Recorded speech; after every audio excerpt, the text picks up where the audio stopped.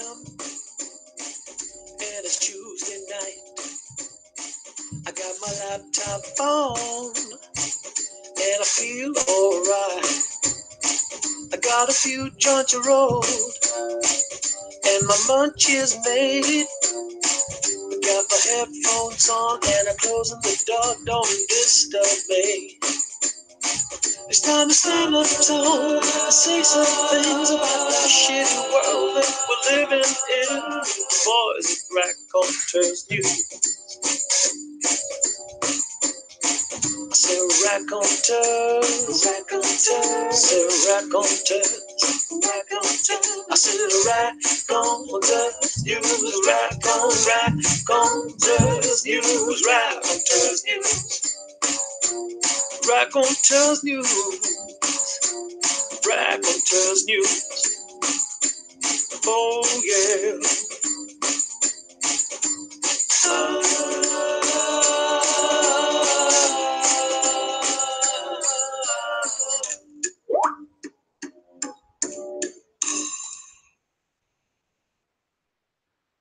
Good afternoon, everyone, and welcome to Raconteurs News on People's Internet Radio. And that's how it started. And tonight it comes to an end. That's almost 3 years ago. Andy Young introducing the first ever Raconteurs News. We got Lennon on the show with us that day. So if you've not seen that one, go back and have a look at that. It's the very first one. Welcome to Raconteurs News tonight. We're going to have Andy on in the second hour. But tonight, and we're going to have Joan on as well. Joan's going to be coming on as well. You might know Joan from People's Internet Radio. She has she had a radio show. We don't know whether she's still got a radio show. We'll get into that with her tonight. So Joan, if you're listening to this and you're about anywhere, please feel free to join at any time. It's Tuesday. It's the 18th of December 2018, and in a week's time it will be Christmas Day. I hope you're all looking forward to it. I certainly not. I can't stand Christmas, but hopefully everyone has a good time and everyone stays safe. I think that's the main thing. Anyway, joining me as usual tonight, my co-host Paul Webster. Good evening, Paul. How are you, my friend? A little bit better than I was last night, Jason, when I only managed to do half the show before shouting for Huey down the toilet and then falling asleep till midnight. So I'm feeling a bit better today. Still a bit nauseous. I don't know what it is. It's a combination of things, I think, because I picked up a bit of a bug. But I had my first physio session yesterday and she really worked my shoulder. So I was feeling knackered, tired, and then, you know, it just come over me. So better today, hoping completely better tomorrow. Brilliant. Well, I've just had a little message from Joan in the Skype chat there that says she's just trying to get on. She's not used Chrome for a while, so presumably it's updating or doing whatever Chrome does. It's probably plotting to destroy you as we go. Yes, yeah. I've got that. I got that message, Super Leads. That you've sent me an email. I will be looking at that just as soon as I possibly can. So Joan's going to be joining us, and then we've got in the second hour, we've got Andy Young. He's going to be coming on. It's his last show, and he's going to be talking to us about why he's decided, what his reasoning is behind that he's decided to take a break for well, however long it may be permanent. It may not. We always hope that the man with the voice that is a cross between Max Egan and Wurzel Gummidge will come back one day and join us. I heard that. You see, I heard you talking in the half an hour before the show, you and Andy, when I got everything. Jason, that's why we didn't call you, because we knew you were listening, mate. Well, I was in the kitchen. I was doing washing up, but we were sat here watching and stuff. So listening. So yes. We've got. Where do you want to start, Jason? Because there's a lot going on, mate. Where would you like to start? I want to start first of all by thanking Cookie in Munster for inviting me on his show last night. We went on, I went on for the last hour or so, and we had a good chat. It was a really good chat, and I would recommend that people go there and have a listen when he's on. I think he's got a show on Wednesday night. I'm pretty sure he said he does it Wednesday night as well, and I would imagine that would be at the same time, so 9 o'clock. So thanks for inviting me on. I really enjoyed it, Cookie. And where do we start, Paul? Do you what is it? Periods? Are we going to start bleeding out of our Jap's eyes? Or is the question there? Is Eddie hard? Eddie is hard, he says. I don't think he is. No. And Lynn folds wood. I don't think she does that either. So these people with things the names that lie to you, I don't like that. But then again, there's the ones that tell you the truth, like Hilary Swank. But where are we starting? Bloody penises? Well, if you want to start with the article that talks about a Brighton school that has now told children that boys can have periods, I just don't know where you stop with this absolute fucking madness. And you know, we've often said on this show we're going to try and at least tone the swearing down. But how can you not swear at your child being taught that a boy can have a period when it is absolutely physically, biologically impossible? I don't get it. Yet we're meant to accept that. If that was my kid, she would not be at that school. And I'm not even meant to be able to go she. This is how fucking mad it's getting, Jason. It's also, they're trying to make it illegal to refer. You know, this is all being written into law. I've noticed Joan's joined us. She's managed to get the magic of Google to work. Good evening, Joan. Good evening, Jason. Good evening, Paul. Yeah, I have the new Google Chrome. It's been a while since I used Google Chrome to come on with Andy. So, yeah, I'll just listen to what you are saying and then we'll get a wee blather. Well, we were just talking about just the craziness. We've got plenty of places to go tonight in the first hour before we introduce Andy. But we've got Paul was telling. I generally tend to stay away from the news. The amount of news that I've consumed today is that Jose Mourinho has been sacked, which is probably going to make you quite happy, Paul, because is it bloody hell? No, that's not good news for me. I wanted him having a 10-year contract, mate. But yeah, so but there are troops being. Paul was telling me beforehand that they're holding back so many thousand troops in case of a no-deal Brexit. Apparently, that's been going on. But what do you make of what do you make of the Brexit situation, Joan? What I make of the Brexit situation is it's all been a complete pantomime from start to finish. It was never going to happen. We've already signed up to the EU PESCO agreement and everything else. It was never going to happen. It was just another distraction.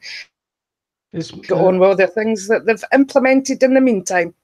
I don't think it's ever going to happen. I think we're so tied in. Although I personally, right, a lot of Scotland voted to stay in Europe.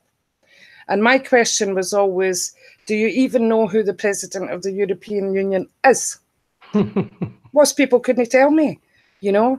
And when you look at what's spent in the EU, the salaries they're on, a lot of them are on more than our Prime Minister. Not that she should be getting much. No, but the way we look at it, John, is that the servants are acting as the masters.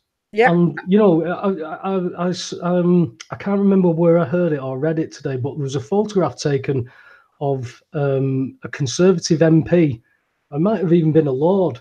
And he actually was stepping over a homeless person, and somebody snapped it just at the right moment. And one arrow pointed to the servant, and one pointed to the master, and the master was the homeless man. Yep. That is what we've lost. You know, you just said that people you speak to don't know even who the president of the EU is, never mind anything about politics. That's the worrying aspect, that you've probably had people on your radio show and you speak to people, John, where they say, oh, yeah, I've been a political member for 25, 30 years. And then it's all the same rhetoric. And then when you start asking them questions that are popping the bubbles, they don't know what to do. They start going off in the same politics. Now, if anybody can tell me how politics can fix a mess that it's made, because I've never seen anything work like this. You know, you need a different approach, and it's what people are now seeing sprouting up. I mean, we were touching on the eviction in Ireland. You've had people come from the Northern Ireland border to the Southern Ireland, evict Irish people, which is putting everything in jeopardy, the Good Friday Agreement, the lot.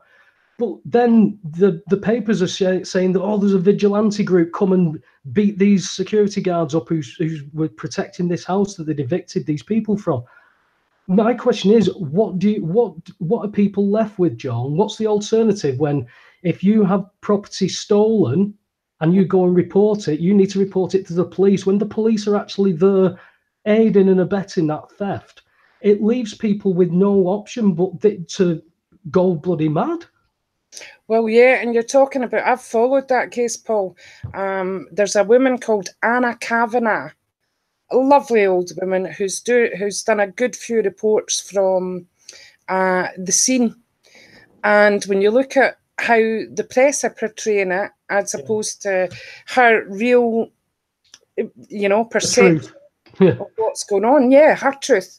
And when you look at the difference in those, it's just so obvious that the press are controlled. And, you know, the media is always going to be biased against us because they're not for us. They never have been. And you're saying about, you know, politics. For me, the definition of insanity is to do the same thing over and over again and expect a different result. Can you, Joan, they wouldn't let us do it, would they? Was okay with politics. Say that again, sorry. Can you think back to a time when, you know, politics did treat us all okay? I mean, I think back to Churchill and what he did here, you know, and people call him a hero. He sent in the troops because people were saying, no, we're not paying. You know, they went on a rent strike and they went on a strike. And he sent in troops from England. Now, I happen to come from Maryhill, and there was troops based in Maryhill barracks, but they wouldn't use those because they didn't want them, you know, to stand with their own people. They brought them up from down south. That's what I'm worried about with this, Joan. These 3,500 troops, are they going to be British troops? I'm not too sure. Not too sure. I think they could be UN, just like what are on the streets in France at the minute. Things are going to get dirty very quickly. People are going to end up having to make their minds up pretty quick which side they want to be on.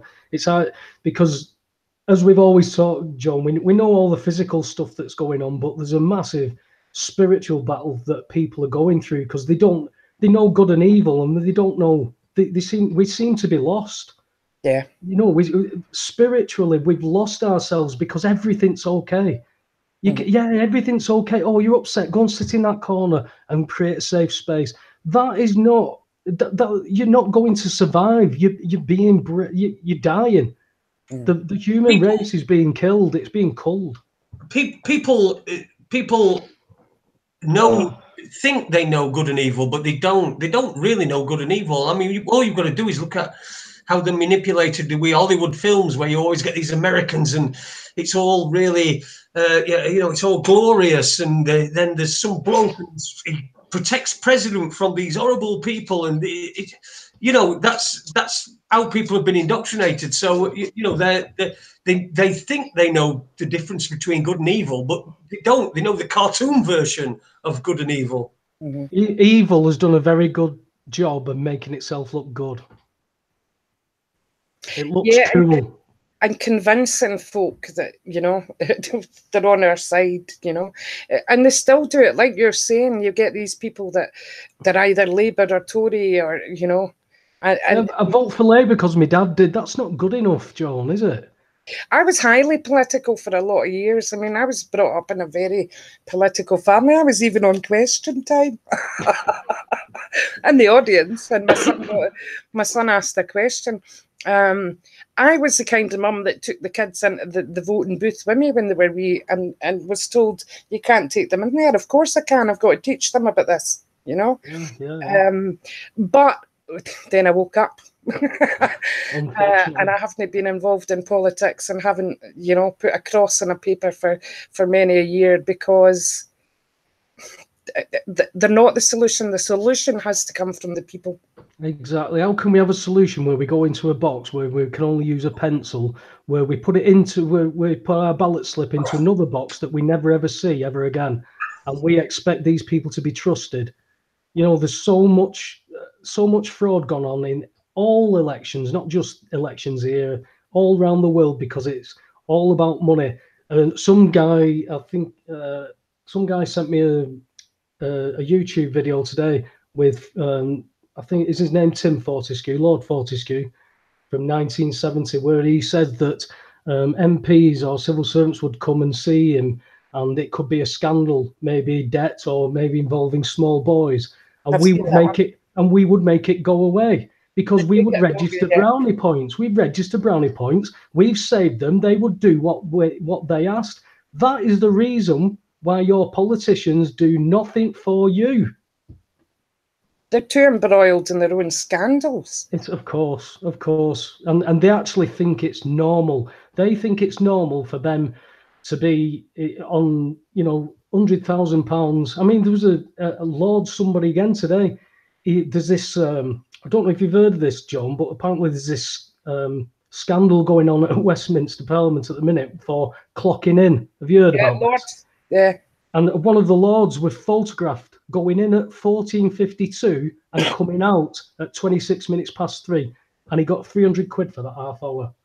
Now, yeah, my immediate thoughts with that was that 300 quid could do a hell of a lot for the people on the streets or feed some families.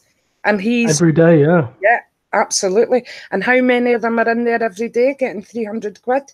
Well, I'll tell you, £1,500 a week. That's a full-time. That's a very good job for some people. If they, you know, but we end up talking about money, which, you know, it's this myth that we've been taught to believe in, this money thing.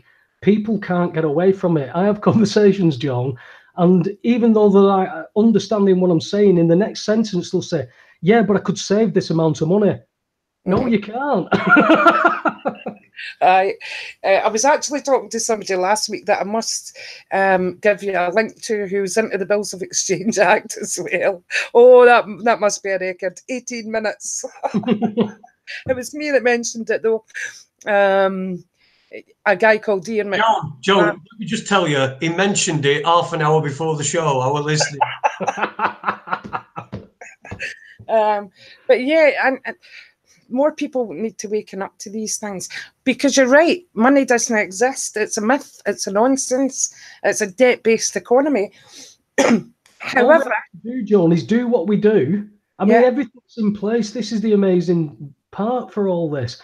Our contract to work within these governments is like for meant to us to work at a job for 25, 30 years, then retire and let somebody else take over that. The system is there in a debt-based economy for all those bills. As long as you get off your ass and go and do that job, all those bills are done. So you don't pay for these. You're acting in the wrong capacity. And that has been driven through the education system to make us stupid enough to trip ourselves up, to identify ourselves wrongly. And that's now become, that's life. That's why my mum told me I had to get a job, I had to get a house, I have to have kids, go on holiday, blah, blah, blah, blah, blah. Why? I'd rather play on my bike, because that's life. That's life. And we've been told that that's life because this is what they want. When you start questioning, you start either getting attacked or you are physically attacked. But one man, one woman, they say one man, one woman can't make a difference. You make a difference in your own world. Once you change your reality, the reality around you starts to change because you change, you act differently, you talk to people. I mean, I don't get invited to parties anymore, Joe. You know, because people want to talk about football and shite, and they don't want to know about what's really going on in the world.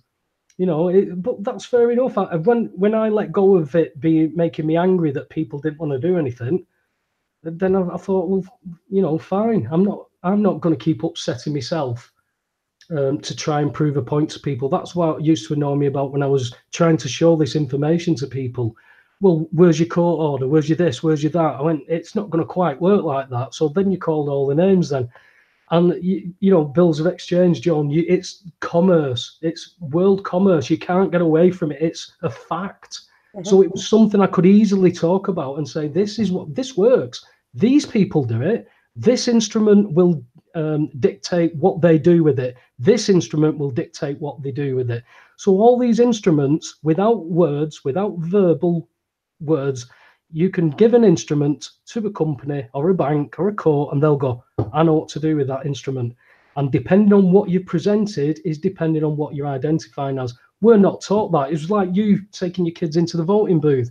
If you don't do that, then you know, you're going to have to teach them at some point.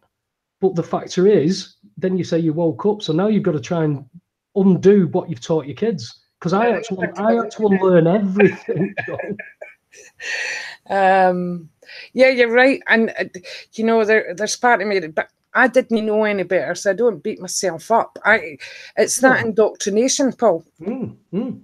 You know, we're indoctrinated through the schools, just through our general lives. Our parents as well. Our parents and grandparents went through all this first. The most difficult conversations I have with people about this are people who've completed their education and gone through university. I struggle, not all, but some people I've spoken to who've got degrees and stuff. It's like it's sealed off. There's nothing new. I know enough information in my reality to not need to know anything anymore. I'm happy with that, and that seems to have capped it. Yet I can speak to somebody. You know, I could speak to a criminal, a gang lad who's never had a job or anything, but they'll get it. They'll understand it. You know, so it's not about intelligence. However you're measuring this. It's about being able to critically think about concepts, holding two ideas and not having a belief in one, or at least being able to say, well, yeah, I believe this, but I'm willing to question it if you can bring me something to you know, enlighten me a bit. That's all we need is people to start just looking, reading, talking. They don't have to go out with pitchforks yet, you know, but get talking. Having an open mind rather than I know everything. For me, there's an awful lot of ego involved where people don't want to hear what we're saying. And again, I think that comes down to fear as well. But that's where if more people were just a wee bit open-minded, rather than so defensive, then maybe we'd get somewhere. You know, but everybody kind of takes their own corner. And, you know, at this stage, I think, with everything that's going on, we need to come together. Yeah, well, I think that's why we're seeing a lot of, even though me and Jason know there's no agendas, but we see that it's now being ramped up to cause division. You know, you've got division in every aspect, every single aspect, from 5G to politics to banking, until it comes down to the fundamentals. Are we being ripped off by companies using the banking system and the justice system? Are they stealing from us? Yes. Well, that is everybody. The reason people are on the streets, sleeping out homeless. I've never seen as many homeless people where I live. Never, ever seen them. They've never been there. This was a wealthy town, hardworking. Our charity shops are closing. That's what they've done to this. Now, if you can't put all your shit to one side because I've got to be right, that ego thing, then I'm not going to bother talking to you. You go and do. This is why I've never got myself involved with any groups. I'll join pages and I'll chat with people and I'll exchange ideas and information. But no, I'm not championing your group. There's lots of groups that are doing great things. But they want you. No, you can't talk to them. Oh, you can't share that information. No. And I had a bugbear about it last week where people were charging people in trouble for free information. These people just didn't know where to go. Rather than help them to go and do, they were charging them for it. Now, if you're going to do all that work, paperwork and research for somebody, you've got a point. But that's still not going to help this collective. But people are now trying to say, well, I'm going to cash in on this. I'm going to make it. If you're still thinking about money at this stage, I don't know what to do. Yeah, it's a difficult one. I mean, I've spent a lot of time lately helping a couple of folk with PIP because they were refused the PIP. Now, I put a lot of time and energy into that because I wanted to make it right, but I would never for a moment go, right, you owe me money for that. I did it because they couldn't, and I had the ability to do it, you know. I did it out of the goodness of my heart, and I would continue to do it because I don't want to see anybody, A, without anything, B, possibly being put out in the streets, and C, in such a miserable place. In the same vein, John, though, you couldn't do that for everybody who needed that help. You can only do your bit. Yeah. That is what people have got to do. Everybody can do something. Everybody can do something. You know, even if it's TV license or anything to make a stand and start to say, we need some real change here. Voting for somebody who's going to come and knock on my door, which nobody ever actually does come and campaign. It must be something to do with my sign. But no, these people want to vote, us to vote for them to carry on this system. It doesn't work, Joan. At what point do you say, this doesn't work, shall we try something different? You know, and trying to put that fire under people is impossible. So all you can do is give them information and they do with it what they like, because the information is good. A lot of mixed information, you can take half-truths, you can take lies and everything. But if you can critically think, you can quite easily start to sift through that to the root cause. And the root cause of our trouble at this moment is the monetary system and who has control of it. That would solve many problems. Then if the people started to know how to act and take heel to their servants, and you know, hold them to account, because this parliamentary privilege where our MPs can tell lies legally must stop, because they're not there to serve us. The secret societies that they're in, where they swear oaths to each other, which is more than what they do for the people, that's got to stop. It can't carry on. See, in any system, I would want an absolute ban on anybody that's a member of secret societies. Yes, because that is not public and that is not transparent. We're trying to be. How would you know? How would you find out? How are you going to do it? By definition, it's secret. It's a secret society. Well, no, it's not a secret society. It's a society of secrets. Yeah. Was it Kennedy that spoke about the secret societies and that? Yeah. Secret societies and secret oaths. Good point, Jason. How would we find out? But again, when it comes to light, well, then they would need to be removed. I mean, you look at the corruption in the current government. You look at the corruption in Tony Blair's government. I've often wondered whatever happened to the information that came from, was it the FBI or the CIA, about high-ranking paedophiles within Tony Blair's government. Now, they then conducted Operation Aura, and there was 7,000 names in that list. You know, the likes of Pete Townsend got a caution for having something on his computer. Yeah, but he was writing a book, though, weren't he? That was his excuse. I don't think anybody else is going to get away with that. You know, he were researching, he were looking into child pornography to write a book. I mean, come on, have a day off, will you? Well, you know, I'm not going to judge Pete Townsend or not. You know, I'm not there. I don't have the evidence. My point there was that, you know, they took him and they gave him a wee slap in the wrist. What about the high-ranking government paedophiles that were on that list? That were just left. And you know, they were denoticed, though, weren't they? They were a big they were a denotice in place. Tony Blair's government put a denotice in place, and I believe there's rumours that Mandelson were on there. The rumours, by the way. Rumours, yeah. See, this is it. You can't. I mean, there's rumours that there was a few of them on there. Let's be fair, though. If this was round your neighbourhood and you knew a building where people attended were being accused of such things on a regular basis, and the information was being dealt to the police and still nothing happened, you'd tend to go, wow, there's something not right here. And yet somehow we allow it to be okay because it's MPs, it's Parliament, it's bankers. Maybe it's because if we get upset, we wouldn't know what to do. But if it's in your local neighbourhood, people do something. But when it goes on a grand scale, it's like when people are, if I came round to Jason's house and said, right, I'm taking your car, he's going to fight me. I have no right to do that. But somebody comes around and says, I'm taking your house. People bend over. People bend over because they think that's what they've got to do. They've lost it. Yeah.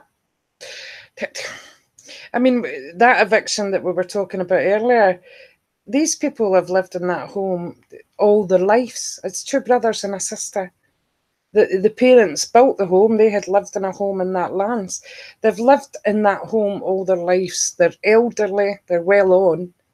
And this is the kind of thing that we're putting people through. And you're right, they're putting the Good Friday Agreement in real danger there. It's not the first time. I don't know if you follow Ben at all, Ben Gilroy, with his anti-eviction stuff.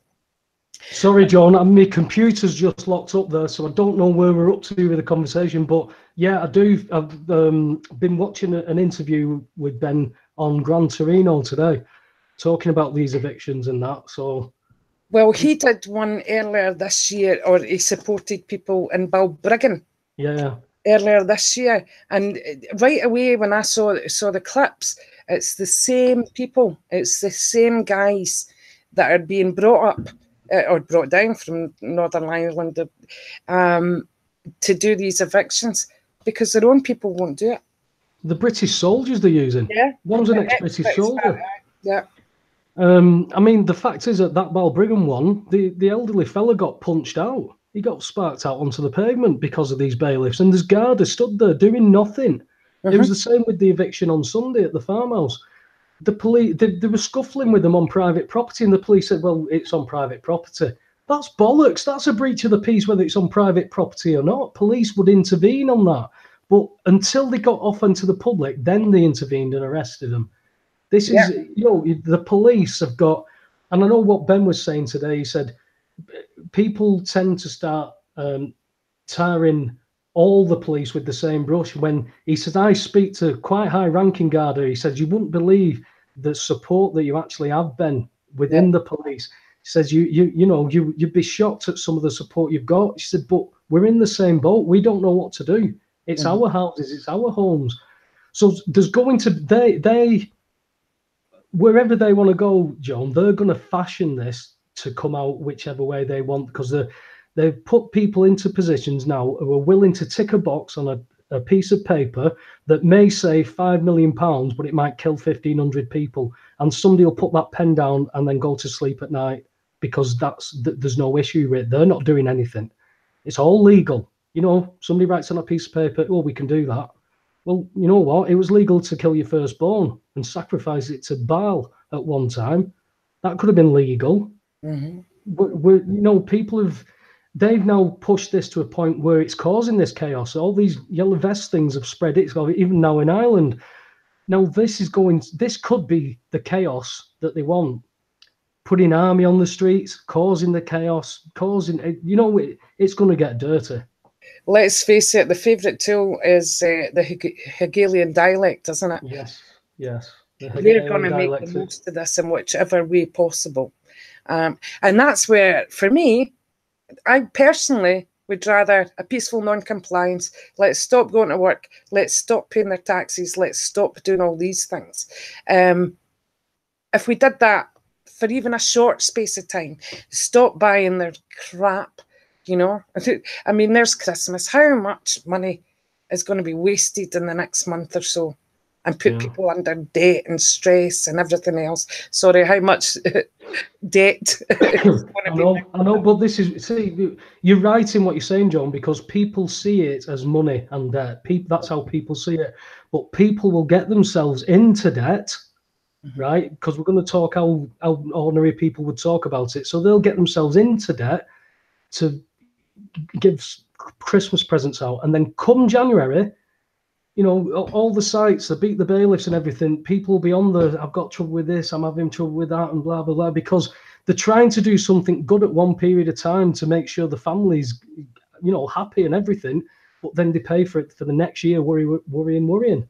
And if people actually knew how to, I keep using the word act, but I don't know how else to put it. If people knew how to act properly within that system, we wouldn't have this. They'd be working for us. The company would be run by chief executives for us, which is the prime minister and such. And if they're not answerable, they're out. Mm-hmm. But the consciously switched on. You just said people don't know what you're talking bollocks when you're talking politics. Look at the root causes.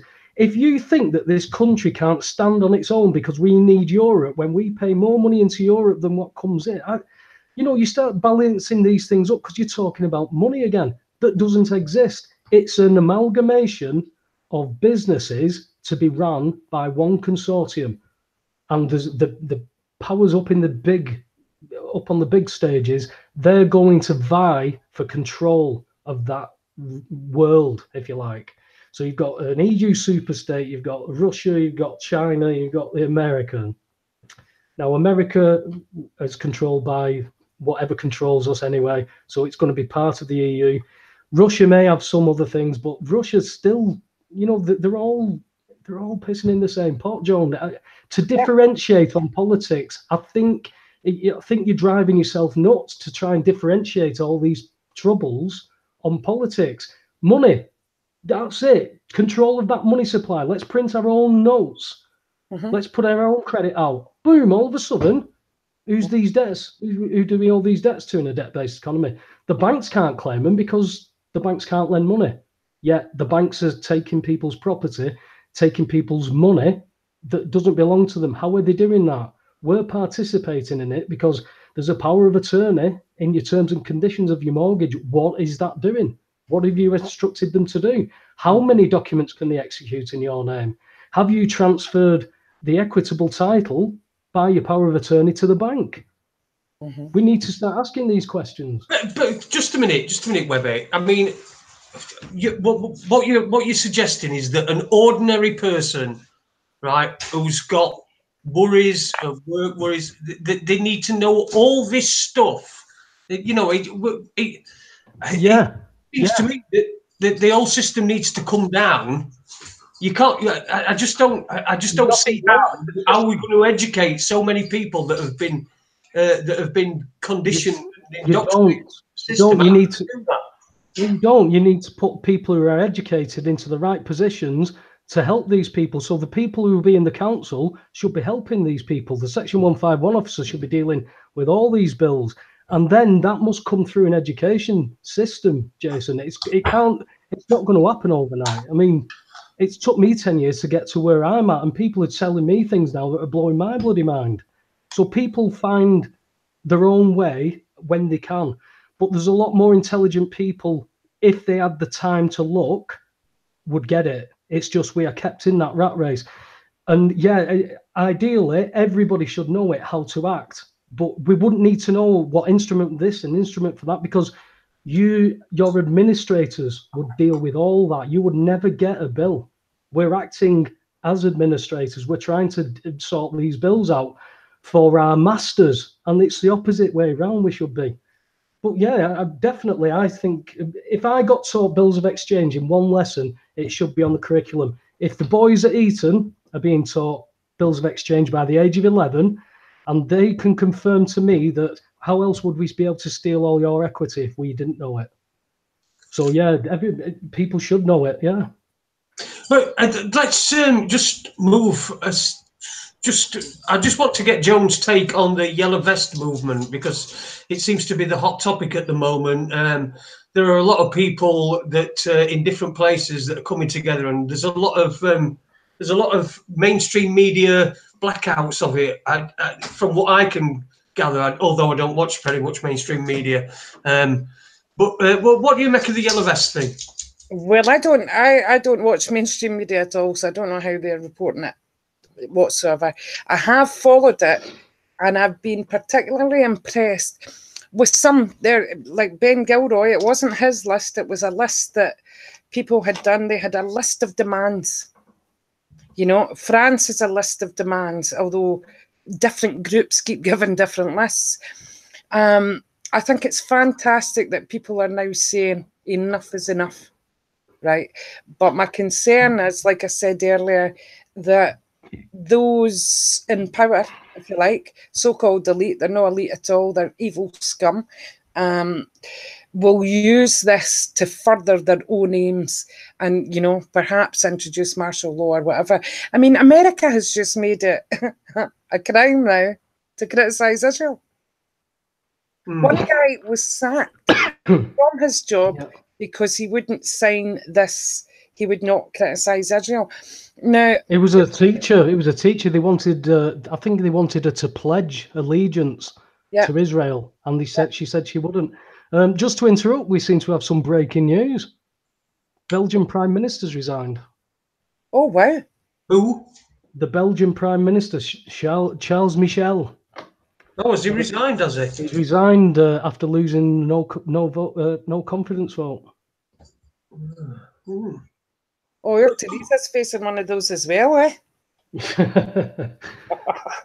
Well, didn't they get a potentially convicted sex offender out of the shadows to help save her, and now they want him to go away again?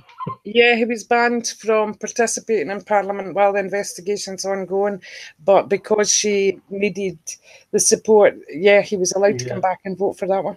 Isn't that amazing? Isn't that amazing that can happen?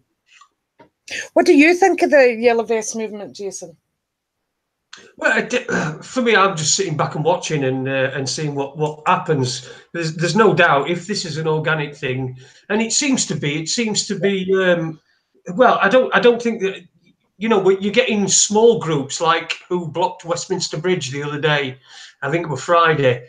You get small groups together, and then you get these large groups together as well. And I think potentially it's got a lot of mileage in it. It's got a lot of legs in it. However, there is always the chance that we're being led into a cul-de-sac, like you said. Like people make the point that maybe this is a way that they can implement martial law,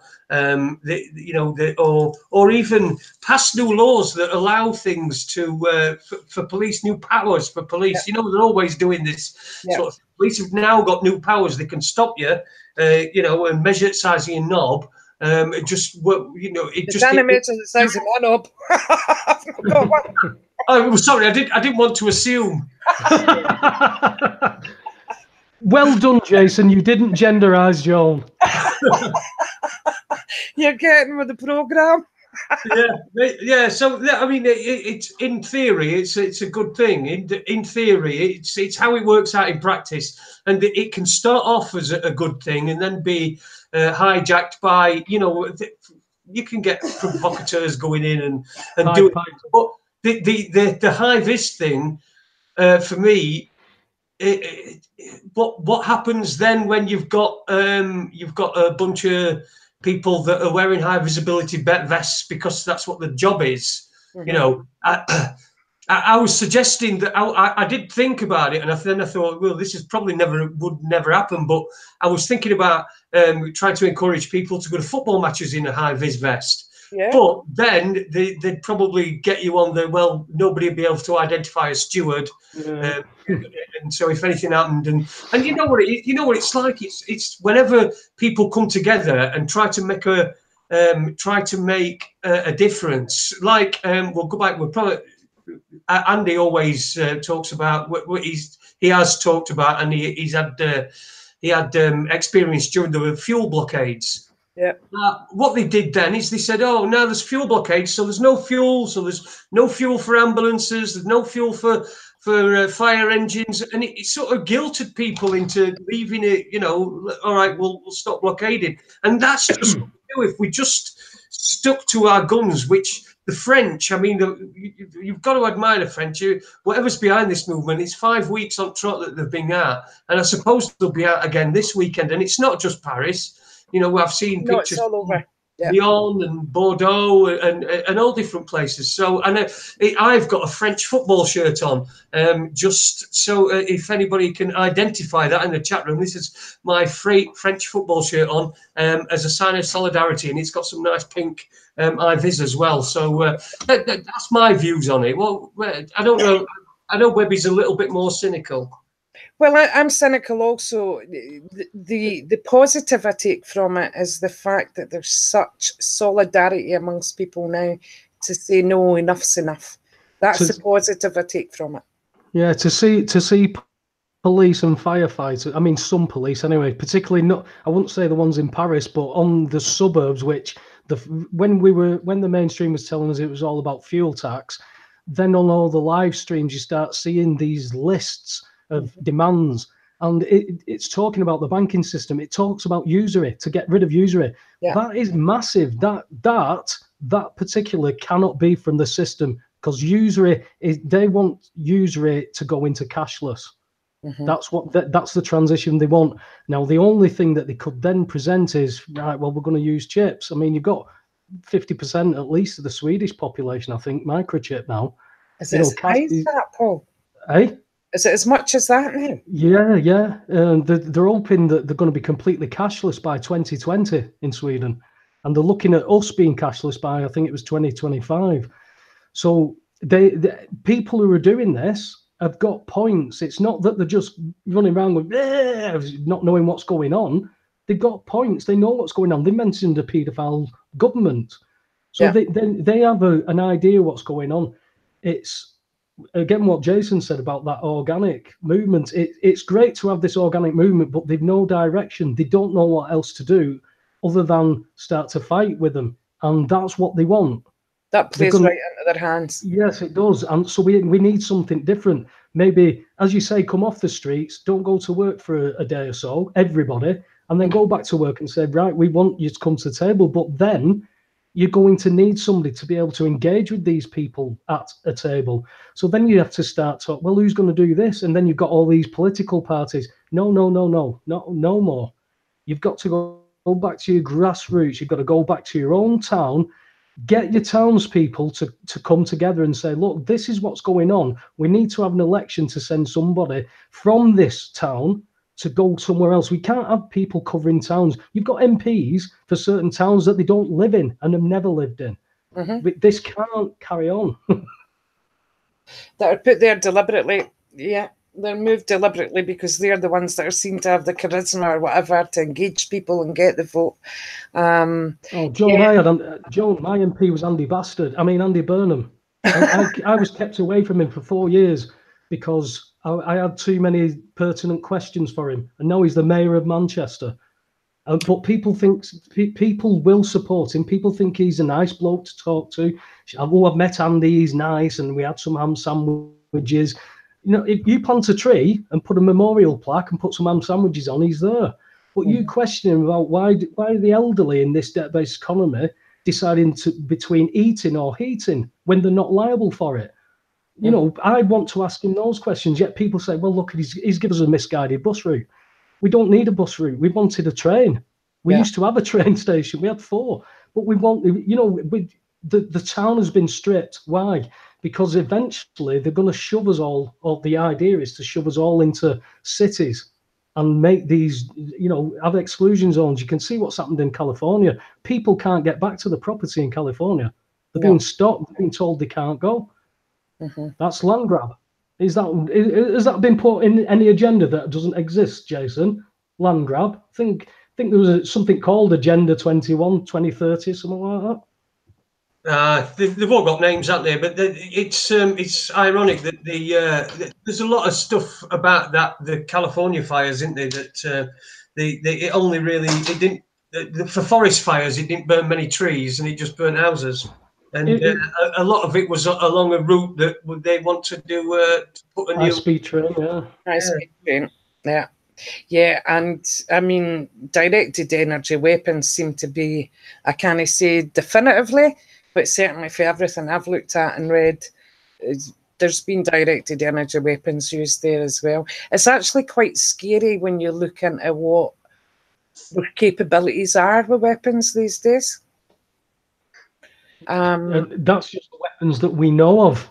Yeah. That's just the ones we know of. I mean, I did have there was an interesting debate going on about the forest fires, and there was a couple of guys who stated that, you know, I've been a firefighter for 25 years, and these forest fires, what they're talking about, he's saying the floor fires, he says, so the embers are just blowing along the floors and setting fire to things. He says it's not necessarily the trees. Mm-hmm. But then you see other things, and I understand what he was saying, because somebody also posted a video of a helicopter actually dropping, like, you know, like a flamethrower, which was further ahead of where the blaze was.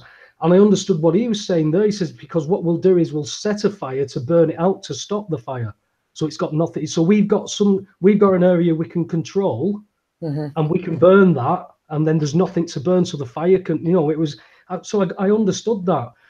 But I also understand that there's some real strange anomalies about houses being completely disintegrated with lawns and things still next to them. And if they, you know, I can grasp the concept of burning embers blowing, but my God, shouldn't the world have burnt itself to death millions of times if this was the case? If there's no play in this whatsoever, and as Jason said, it seems very convenient that the fires just went along virtually the exact same route as the new high-speed train.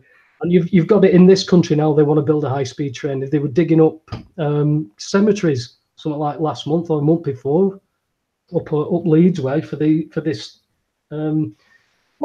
high-speed train. And I think there's more pertinent problems. Sorry, John. Sorry, no, I interrupted you there. Why is everyone in such a hurry?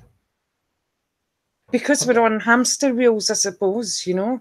But we don't really need high-speed trains that mean desecrating people's burial grounds, that mean, you know, doing compulsory purchases in homes that people have maybe grown up in and lived in all their life, you know, that ruin our countryside, that we don't need it. We don't need it. It'd be nice to have trains that we could afford to go on. I mean, I remember seeing an article last month that one woman posted that a return train ticket from London was dearer than a return flight from New York. Yeah, yeah. You know, and Richard Branson has come out this week and stated that if we leave with no deal, we could bankrupt the country. Are you fucking mad? The country's been bankrupt for a long time. Exactly. He's meant to be this big business entrepreneur, and he absolutely knows nothing about banking and money. My God. And this is the man that has sued the public purse several times. Yeah, he sued the NHS for not getting the contract he wanted.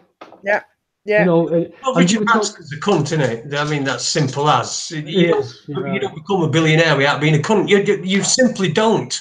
You have to be a cunt at some point. The trainers are at least useful. Rick, when you were talking about fuck off, dog. Fucking dog scratching under the thing. I tell you, you know, he comes in, right, and he comes in house and he goes out for a slash. Well, he pretends he wants to go out for a slash. Then he goes and has an argument with fence. And then comes straight back in, and his hands are disgusting, but covered in mud. And I have to squat down, which is quite difficult, and wipe his front and back hands, and then get him back in house. But anyway, what were I on about?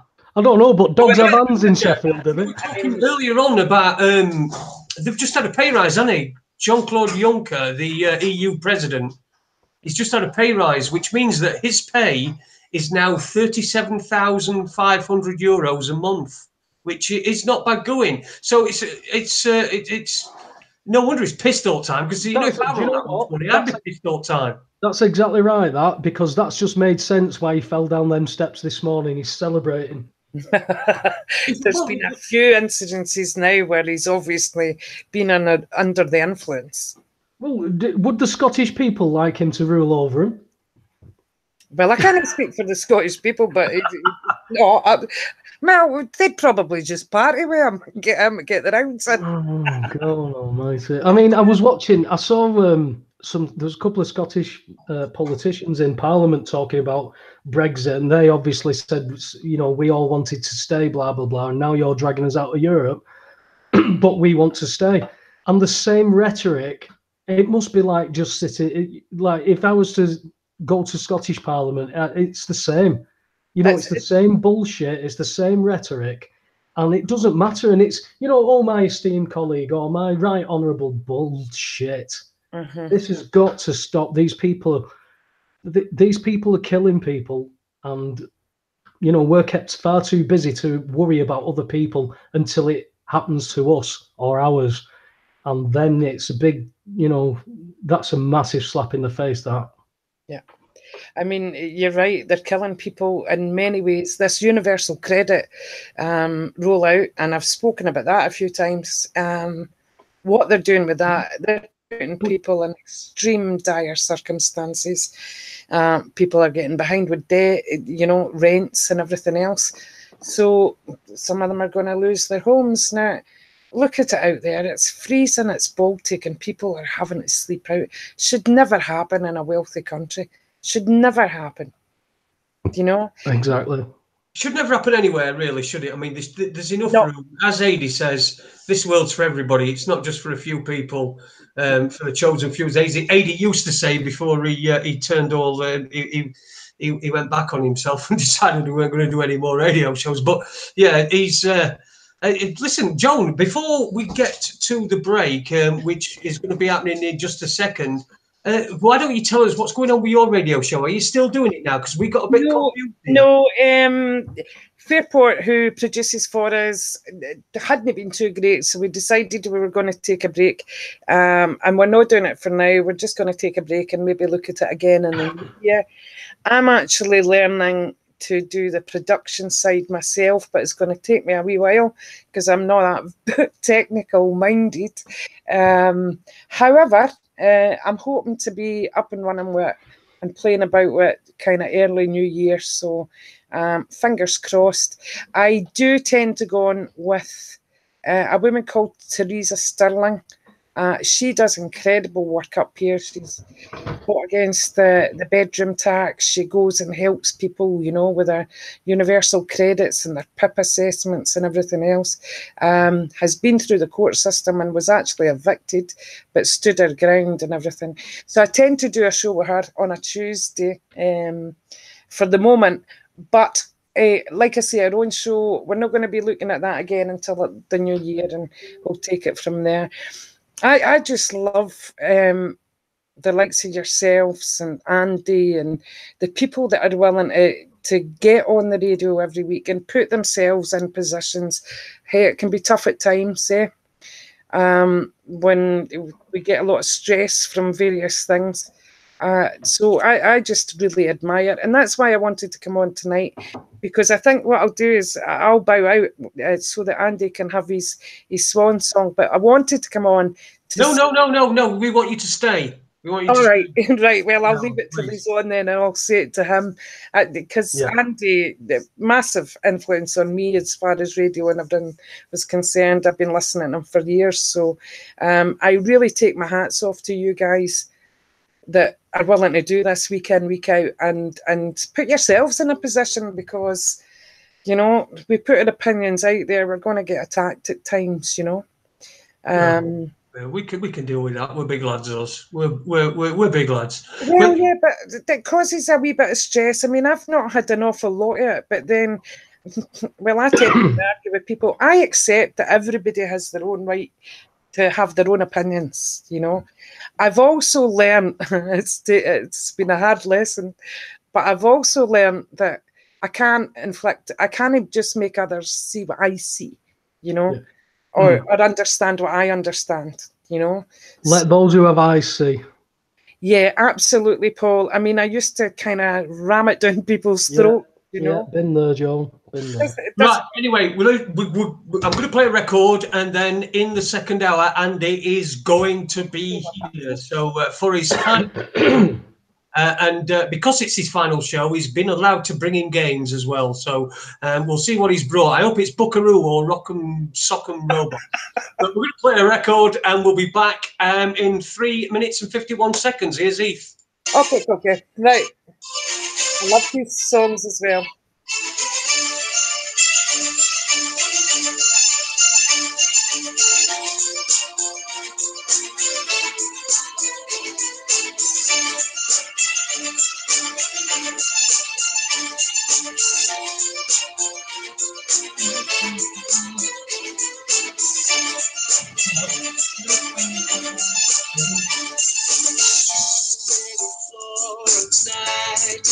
hands, not enough Robin Hoods.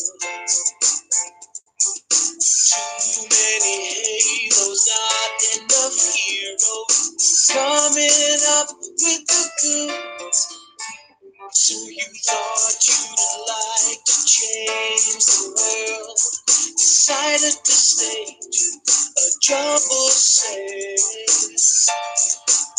for the poor, for the poor.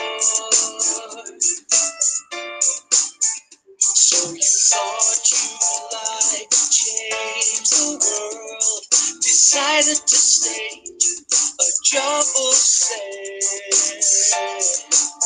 for the poor, for the poor. It's a waste of time if you know what they mean. Try shaking your box in front of the queen, 'cause the first is fine and bursting at the seams. It's a waste of time if you know what they mean.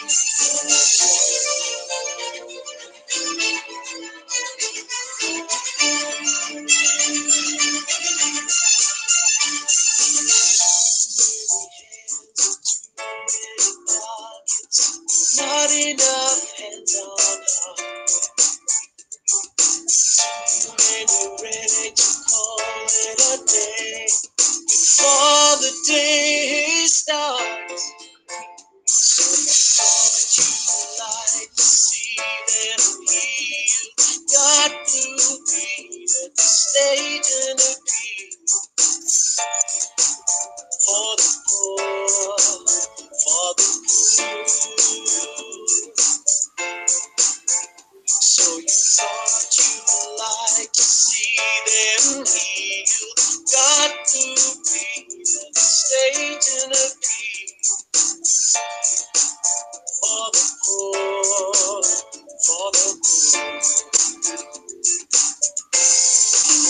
It's a waste of time if you know what they mean. Try shaking your box in front of the queen, 'cause a purse is fine and bursting at the seams. It's a waste of time if you know what they mean. It's a waste of time if you know what they mean. Try shaking your box in front of the queen, 'cause a purse is fine and bursting at the seams. It's a waste of time if you know what they mean.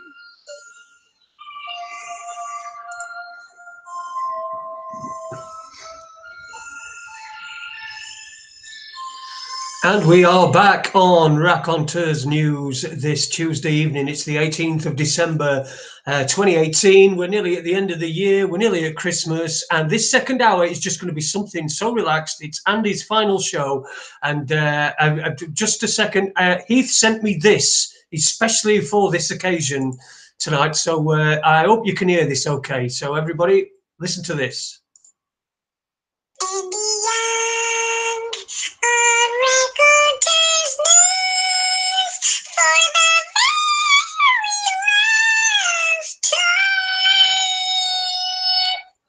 There you go. Andy Young on Raconteurs News for the very last time. Let's welcome him. Andy, are you there, mate? I can see you. Yes, you are. Yeah. Andy, how you doing, mate? I'm here, mate. Yeah. Thanks for that, Heath. That was, that was something pretty special. I thought, being as it was a special occasion tonight, I really had to wear my pink feathery hat. Nobody's ever seen it before, so I thought it's got to come on. Really enjoyed listening to Joan and you guys in the first hour, and I must say it's a great honour to be invited back on the show. Well, listen, mate, we couldn't let you go. We are having, you know, some sort of marking the occasion in some way. And as soon as I mentioned on one of the shows, that we're going to try and get you back on, Joan got in touch and asked if she could be part of this tonight. So obviously we're so Andy, meet Joan. Joan, meet Andy. I came across Andy many moons ago, Andy. Yeah, we we first met at People's Internet Radio all that time ago, and I've learned a great deal off you. I mean, you said you've got inspiration off us, and I consider that to be a great honour that you said that, Joan. I'm just some, what was it? Ricky Dwyer says it. I'm just some hillbilly from Macan. Well, I'm just some hillbilly from Lincolnshire, and why on earth people want to listen to me, I've no idea, but it turns out a few did. So kind of, I've managed to blag it for 4 years and I didn't get found out. So I thought it has time to draw a line under I think that's what I loved about you, Andy. In PIR, Tina used to be in the chat room too. And it always felt, when you guys were on, it just felt so good. The crack was good. The subjects were good. I mean, you did a Saturday afternoon show, didn't you? Yeah, that Saturday afternoon show was a carryover from the Enemy Within days. We used to go on, what was it called? Truth Frequency Radio over in the States. And it went out on the West Coast at 6 in the morning or something. And then there was me and Tom, you know, Lincolnshire yokel and a lad from Durham, and some of the comments we used to get in chat was amazing. One of them, I always remember, somebody wanted to know if there was anybody going to come on who actually spoke proper English, which I thought. And you did your Tuesday night show, because I used to catch it one week, but I would be back shift the next week. So was it a Tuesday night? It was either a Tuesday or Wednesday you did. Yeah, I think Tuesday we started for Graham Hart. That's right, yeah. Graham moved on to pastures new. He's still out there, still making output. I don't know whether he's got a radio show. He did send me a song which I played a couple of times called Hoax Train. All right. Which kind of goes along with the David Irving narrative, which seems to be so central to what he talks about. And yeah, it was a good song. I played it a few times, enjoyed it. If YouTube had any idea what it would have been about, they'd probably banned us instantly. I've definitely thoroughly, and that's why I wanted to come on tonight, just to page up you, because like over the years I've learned so much from listening to you and then going, actually, I'm going to go and look that up, you know, and then I go look it up and we all learn from it. So, yeah, massive thank you for everything over the 4 years, because I've followed you to, was it Autonomous Media? Oh, and then back to here. Autonomous Media thing for a while, didn't you? Tina had her own show on that for a little while with Tamara. It was what was it called? Dr. Tamara. I don't know, they called it Happy Hour in the end, didn't they? Yeah, that's right. Yeah. And that got quite a big following, but Tina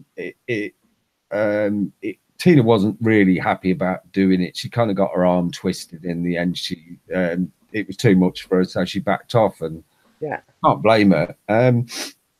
That's really where I got to. When I started this, I wasn't in the best of health. Mm-hmm. I've given it 4 years, and I think I'm not being unreasonable when I say I didn't just give it my best. I gave it more than I had to give a lot of the time. Yeah, you give it your all. Its toll, and I just feel that after those 4 years, I've kind of done as much as I can do, and I need to hand the baton over to Jason and to Webby and let them take it wherever they want to take it. And I'm looking forward to seeing where it goes in the future. Yeah. And Jason, we haven't actually let him go, Joel. We haven't actually let him go. He's just on a rover lead. He's not gone. When we want him back, when we need something, he'll be here. Yeah, when you've got techie difficulties. Well, when I first thought about getting Andy on for this hour, I did think at one point about trying to make it a roast. You know, one of them things that they do on TV. But I really couldn't think of the only thing I could think of was that Andy looks like a mannequin that's come to life to become a sex offender. But that was the only thing that I could think of. So, oh, Andy's got twats. Oh, twats, I'll tell you. But no, what I would like to say as well, I'd like to thank everyone that listens and has listened over the years. The response and the support that I've had, and I know Jason's had, particularly through his particularly rough time that he's had this year. I know that Webby gets the same. The response we've had from listeners has been absolutely tremendous. The loyalty has been just unreal. Such like as yourself, Joan, you were listening right from the beginning of when RN started. I know he doesn't get in the chat in YouTube, but I hope that Patrick's still listening over in Ireland. Oh, very much so. Yeah, I mean, Patrick, if you are listening, I'm going to have a word with you soon, because I think I've sussed out why you couldn't get your sound working on Skype. So I know you've got a new laptop and you got Skype installed, but it all went a bit pear-shaped when you tried to have a chat with us. But I think I've worked it out, because I had the same problem that you had, Patrick. So in the next week or two, well, we've got a bit of a break over Christmas, so I'll try and give you a call, and if you're up for it, I'll get you sorted out so you can have a nat with us all on Skype sometime soon. But I've been getting messages all day today since the post went up about me being on tonight. Messages, or I see Dell's logged in the chat room tonight. We don't see Dell on there very much. Alice has come in, there's kind words from so many of you in the chat room. I got a lovely message from Lynn Anderson there. Got some lovely messages from Super Leads. And if anybody I've forgotten, I really apologise. I'm just a little bit overwhelmed and not very good at taking compliments, if I'm honest. No, well, you probably not had much practice, to be fair. Like the rest of us, I mean, somebody, Andy, seeing as this is your swan song and you're hanging your radio mic up, so to speak, somebody in the chat room's asking your opinion on Richie Allen. Have you an opinion on Richie Allen? My opinion from Rich Allen is possibly a bit dated, because I've really not listened to Richie since the days of the People's Voice. I've picked up... He's the highest listened independent media station in Europe, apparently, isn't he, Jason? Yeah, but he doesn't like to brag about it. He never tells people that, does he? No, I listened to the People's Voice. I was a fan of the People's Voice. I was a supporter of the People's Voice. I even sent them in money, I'm ashamed to say. But to be honest, I thought Richie was a bit of a dickhead on there. Didn't like his style. I thought he was doing a bit too much arse kissing with David Icke. That's my opinion.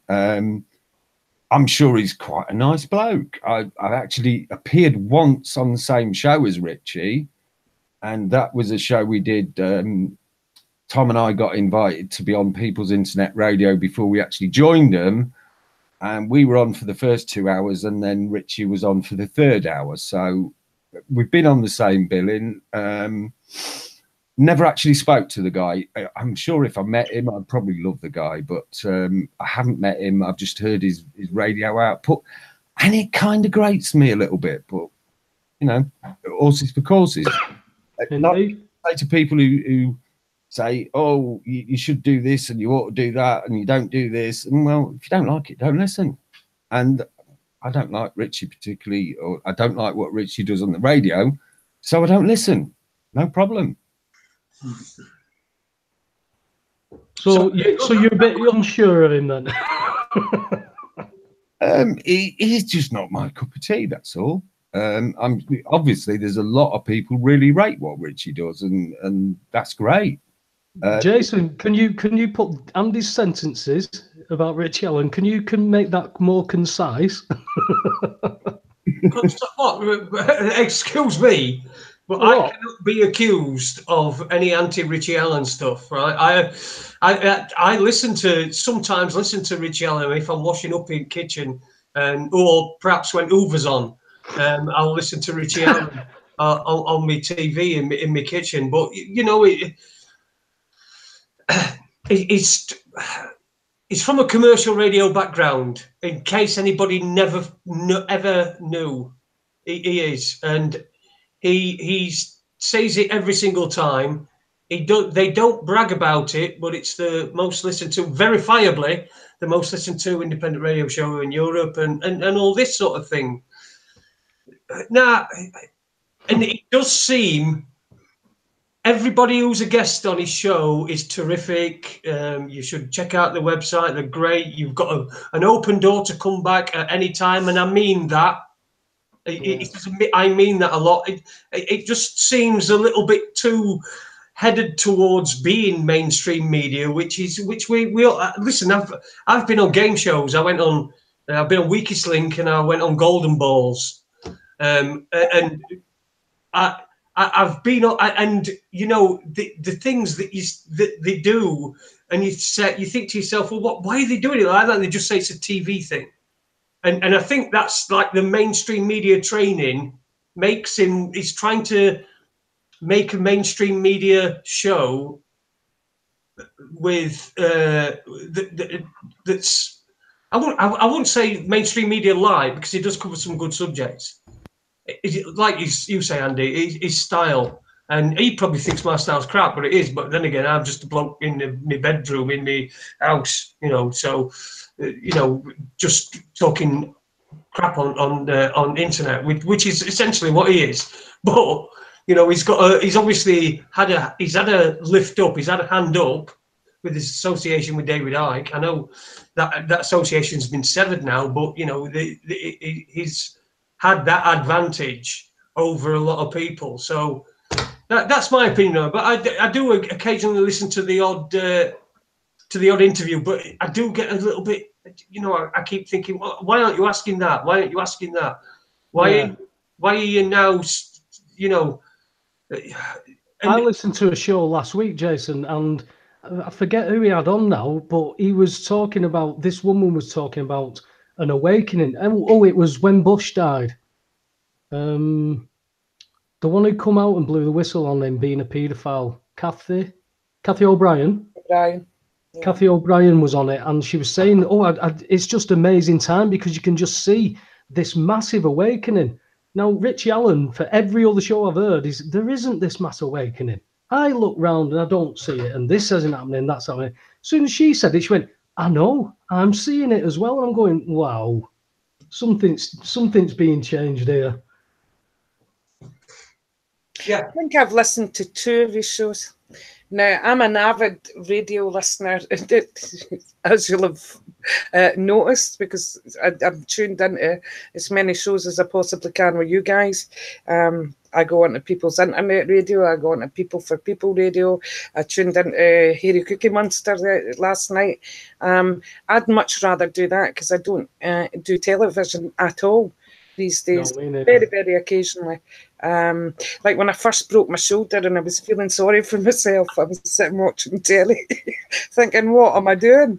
Oh, you must have felt sorry for yourself. I did. I felt sorry for myself, and it was like, oh, what can I watch? Mary Poppins or something, you know.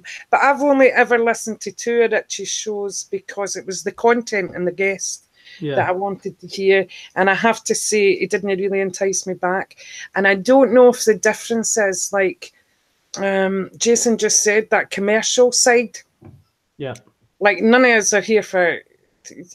We're here for the love of what we do, and to spread information and hopefully share information that will be helpful to people. You know, Andy, how much have you put in over the years? You know, you've given your all to that. It's never been about commercial. It's never been about that. And I want to say there's no ego here. When I'm talking to you guys, there's no big ego coming in. We're open to listening to each other and everything else. I'm not so sure about Richie with that one, you know. So I don't listen to him, simple as. I agree with Jason that I've sat there and I only tune in when he's got guests on that I'm interested in listening to the information. But as Jason said, he doesn't ask those questions, those pertinent questions. You know, it's like, well, we'll keep it all nice and fluffy type thing. Yeah, it seems more contrived. Yeah, or forced sometimes. And that, again, I've not met the guy. He could be a really nice bloke. Yeah. But going off his shows, then I want somebody to ask the question I would ask. If you're not going to do it, then, you know, that's why I'm sat here with Jason and Andy asking people those questions. Because if you come on and you say something, especially if you're making broad statements and allegations and stuff, you should be able to back that up. And if you've got a subject, you should be able to have substance in that subject. Mm-hmm. Mm-hmm. Just on the subject of, I've just remembered something that really did wind me up, but it's going back a couple of years now, and I remember it was around the time we appeared on the same show as Rich, I think, maybe a little bit afterwards, but somebody asked him why he didn't have Gordon Bowden on his show, and he said that Gordon swore too much, firstly, which I thought, we've had Gordon on quite a lot. And hang on, Gordon never swore once when he was on here. Gordon, he might have the odd bugger or something like that slip out, but very rare you hear Gordon using foul language. But the other part of it was that he shouts at people on Facebook because he types in block letters. About the Gordon swears too much, and then I thought back to when he was on that show for the third hour when me and Tom did the first hour. I don't think there was a swear word that wasn't used on there by Richie. He was extremely foul-mouthed. I think he matched any of the most foul-mouthed shows that me and Jason have ever done fairly and squarely. And the host said a couple of things to him which he didn't agree, and he pretty much exploded with a torrent of vitriolic swear words. So didn't really ring true, that, but it's just, just a recollection that came up there when you were talking about that, Joe. It's you've just triggered something with me, but when he lost his YouTube channel, he was never going to have another YouTube channel, and that was him. He was done. And then all of a sudden, the YouTube channel for the rest of his life. He said exactly. That Webster on an interview that I watched. I think the interview's still there, but within a week he had another YouTube channel. Now, is he? Because I think that as he got to a, because he is the biggest listened to radio show in Europe, has he got to a position where he's now becoming controlled opposition? We took your YouTube channel away, but we'll give you it back on this. People should be able to ask those questions, because people are looking to Richie Allen because it is a popular show and the guests that are coming on there. But sometimes the guests that are coming on don't get a chance to talk about the pertinent questions, because the whole point, if you're having a guest on, is to, even if you know the answers, you still ask the questions so they give the answers for the listeners. So it's it's a proper conversation. Well, Uni Blackstar has made a point in the chat room earlier on. It's probably scrolled past a little bit, but Uni Blackstar made a point that she turned her back on, didn't listen to Richie Allen because after he shunned Francis Richard Conley, who had been on his show, and then I think we had him on. We had Francis Richard Conley on, didn't we? Yeah, we did. Yeah, we had Francis on. The first time we had him on, I believe you weren't very well at Summit, Jason, and I did it on my own. And then the time I wasn't very well, and you did it on his own. And I think the second time he was looking to fund the follow-up to JFK 9/11, Everything's a Rich Man's Trick. And that was around the time that Richie supposedly shunned him. I didn't know that Richie had done that, but to be fair, Francis could be a bit full on with his contacts. In fact, my partner Tina referred to Francis as her private stalker. Okay. she were booking the guests at that time, and it was a bit full on the contact there. He's a lovely guy. I've always enjoyed the chats with him. I think he's done a great with his film. I don't think everything in the film's right, but I think he's made some very good points, and he's reached a hell of an audience with that film, which I think is always good. If you can put any sort of information out that points people in the direction of the fact that the mainstream media is not telling you the truth, and you can get an audience for that, I think that's always to the good, even if you're not 100% right on everything. And let's face it, who out of any of us has got 100% of the answers? I don't think any of us have. You can't have, mate. You can't have that. I mean, Francis's film's what, 2 hours, something like that. You've got David Icke doing 10 hours, and he still can't join all the dots. No, it's that big. And I think Joe mentioned it in the first half about Kennedy in his speech. It's a conspiracy so big nobody believe it. Mm-hmm. It absolutely is, because it's fundamental. It goes right back to the very beginnings. And we're when that fraud started, there's no way they can stop now, because when the truth comes out, people are going to be absolutely smashed out of their skulls with the information that's going to come out to them, with what these people have and are doing. It's an amazing time to be alive, but it's going to be tough. It's going to get worse before it gets better. That's certainly is. I mean, I'm just reading now about the chief of staff, Nick Carter, says there could be as many as 10,000 troops deployed on the streets of Britain in case of chaos arising through a no-deal Brexit. You know, so they're telling you what these people are going to do. And I always use America's analogy. 8 to 10 years later, when they sneeze, we catch the cold. I'm just reading a study, one of the first that they've ever done back in 2016, about police, and it's the first study of its kind.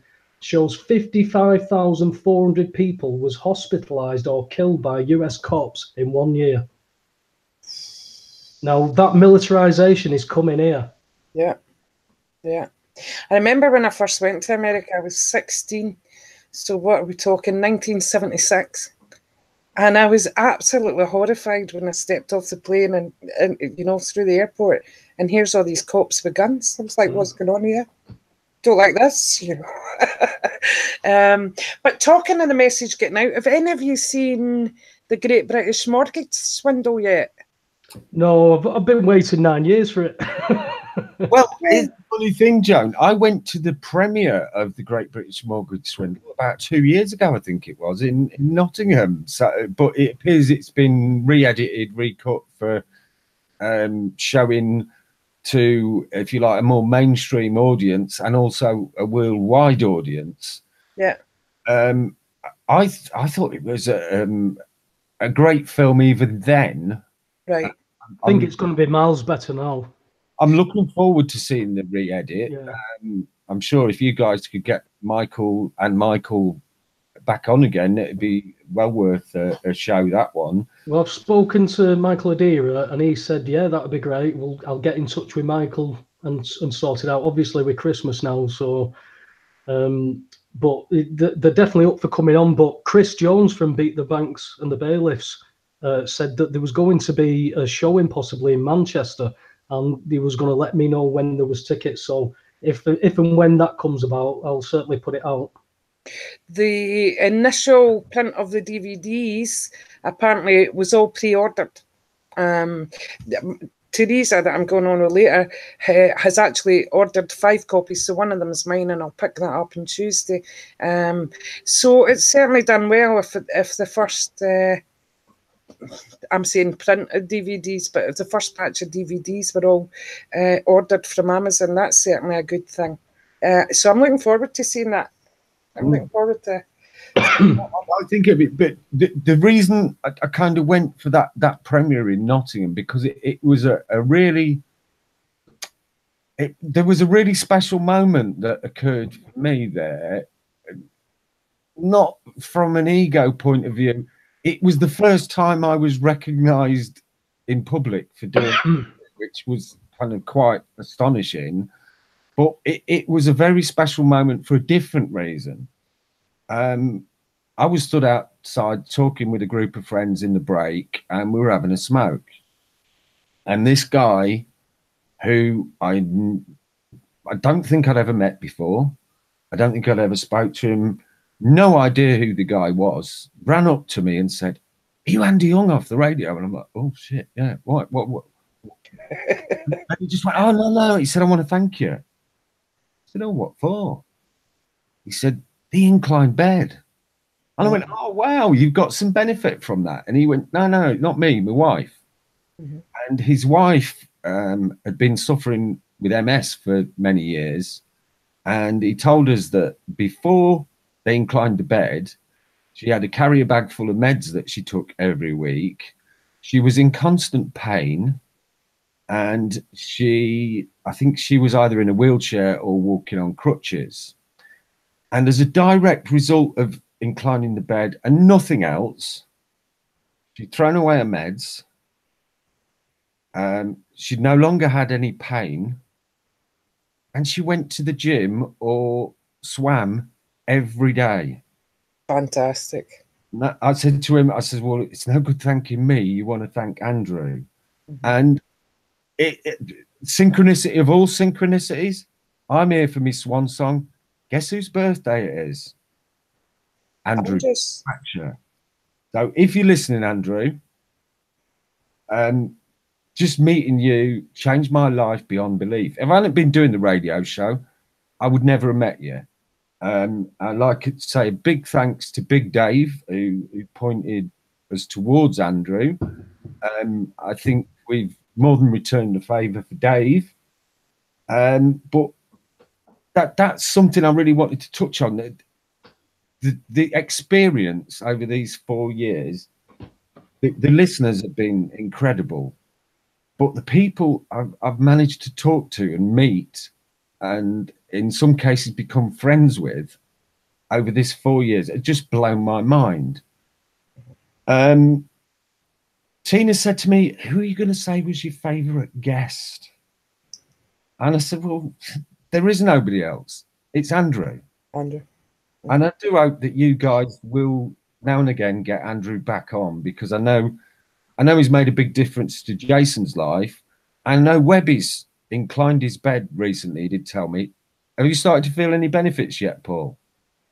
Not with the shoulder and being ill, no. No. He should speed the recovery of his shoulder, hopefully. But there was one other guest who was right up there as a kind of almost tie-in with Andrew. And he was a big hero of mine long before I started doing the radio show, and that was Rick Simpson. Yeah. Sadly, I've never met Rick face to face. I've had a few chats with him on Skype, off air as well as on air. And if you think Rick Simpson is in your face and passionate when he's on air, you're going to check on it then. When you get him off air, he's... Martina came through and was talking to him on Skype one night. There was him and Ricky Dwyer, and Rick was effing and blind, and his arms were going like a windmill, and them bunch of fucking murdering freaks. He was, and I thought, yeah, there's a man with passion. I mean, I hear a lot of people criticize Rick because maybe his methods are a bit, shall we say, crude. For me, Rick Simpson put this message out about cannabis being able to cure cancer around the world with his film Run From the Cure, which he financed out of his own pocket. There was a band of guys with him, some of which appeared on that film. One of them being Ricky Dwyer, I talk to pretty much every week. I class him to be one of my dearest friends now, Ricky. He's just an amazing guy. There aren't many people around with a heart as big as Ricky's. The things that he does for people, and you know, it's easy to give, when you've got something to give. But when you ain't got a pot to piss in and you're still giving, that's the mark of a big heart. And they don't come any bigger than Ricky Dwyer.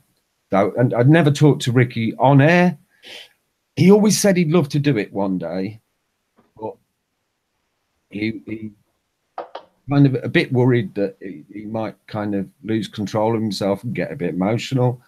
And because of that, and because of all the hell that Ricky's been through as a result of what he did with Rick Simpson, I would never push him to go on air. If ever he does want to speak on air, you guys would be really lucky to get him on. I don't know if it'll ever happen. In a way, the amount of shit he's been through, I hope it doesn't. But if Ricky ever feels that he wants to do that, he's a hell of a man. This is the place to do it, mate. This would be the place to do it. We'd probably be able to entice you out of retirement just for one night.